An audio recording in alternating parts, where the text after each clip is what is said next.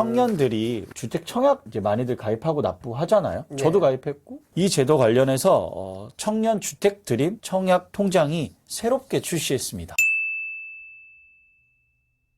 작년에까지 있었던 청년 우대형 청약 통장의 업그레이드 버전 이렇게 보시면 될 것 같습니다.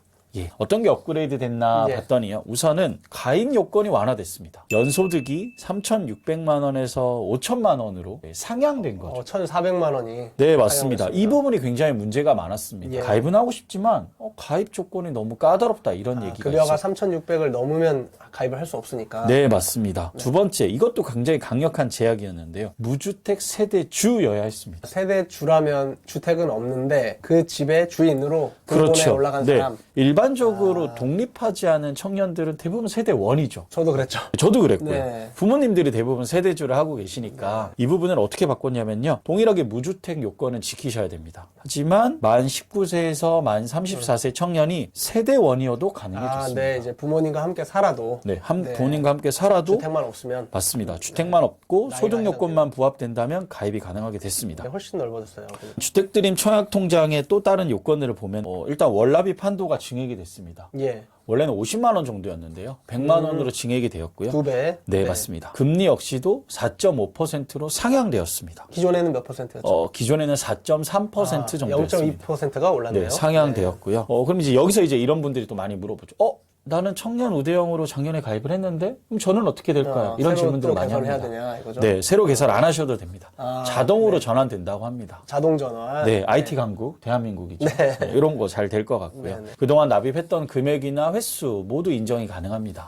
납입했던 것도 다 인정. 네, 예. 그래서 이 조건, 소득이나 뭐 무주택, 세대원 이런 조건에 부합되신다면은요, 제 생각에는 빠르게 은행을 방문하셔서 주택드림 청약을 가입하시면 좋을 것 같습니다. 그러면 이게 바로 시행이 된 건가요? 아쉽게 시행은 아직 안 되었습니다. 아직 안 됐습니까? 네, 상반기 중에 이제 출시된다고 하니까요. 기존에 가입하지 못했거나 혹은 일반 청약 가입한 친구들 빠르게 이제 상반기에 출시가 되면은 은행에 가셔서 혹은 은행 앱으로 청년 주택 드림 통장 가입하시면 좋을 것 같습니다. 그러면 예. 기존 청년 우대형 청약을 갖고 있던 분들도 해지하지 말고 우선 상반기에 이게 출시되기 전까지 기다렸다가 네, 그 친구들은 이제 자동 전환이 될 거고요. 작년에 혹은 그 이전에 여러 가지 이유로 청년 우대형 청약을 가입하지 못했거나 혹은 일반 청약 통장을 가입하고 있는 친구들, 이런 친구들은 이제 올해 상품이 출시가 되면은 청년 주택 드림 청약 통장으로 가입을 다시 해보는 것도 좋을 것 같습니다. 새로 가입. 그런 네, 분들은. 맞습니다. 예.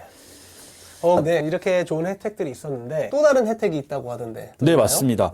이 통장의 핵심은요, 뭐 금리를 조금 더 줄게, 돈을 많이 낼 수 있어, 이런 건 아니었습니다. 예. 기본적으로 청약 통장이기 때문에 이 통장을 통해서 아파트를 분양받았을 때 혹은 다른 주택을 분양받았을 때 대출 우대를 해줍니다. 대출 우대. 예. 어느 정도냐면요. 일단은 분양가의 80%까지 최저 2% 수준으로 대출 금리를 적용시켜 주고 있고요. 최장 40년까지 대출이 가능하다고 합니다. 저의 느낌에는 초보가 듣기에도 메리트가 꽤 있어 보이네요. 네, 기간도 확실한 것 같고요. 네. 그런데 이제 이 혜택을 보려면 몇 가지 지켜야 되는 사항들이 있습니다. 네. 첫 번째는 가입 기간이 1년 이상이어야 됩니다. 1년. 이 부분은 충분히 가능할 네. 것 같고요. 두 번째는 이 통장에 쌓여진 가입 금액, 적립된 금액이 1,000만 원 이상이어야 됩니다. 1,000만 원이 들어가. 조금 부담스러운 것 같습니다. 예를 들어 뭐 1년 만에 이 금액을 만든다면 한 달에 얼마씩 모아야 되죠? 8, 90은 그렇죠. 되지 않을까요? 8, 90만 원? 청년들에게 조금 부담스러운 예. 금액이 될 수 있습니다.